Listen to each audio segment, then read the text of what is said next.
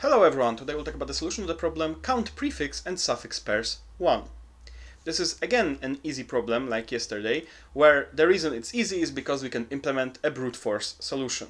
And I recommend in problems like this, while of course you can still think about more optimal solutions, though in this case it might not be that easy, but to try to instead implement this as you would implement this, let's say, while prototyping, so to just create a nice, readable, short implementation.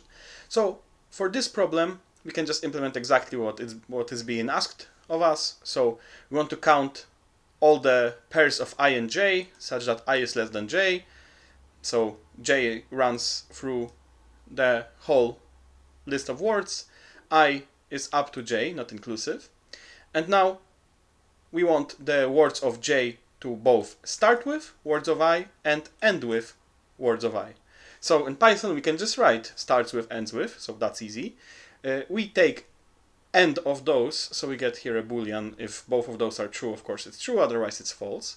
The integer value of a boolean is 1, so we can just sum all those booleans, and we can do it as a single expression by using here a generator expression, which is like a list comprehension. So we just write for here, and that's it.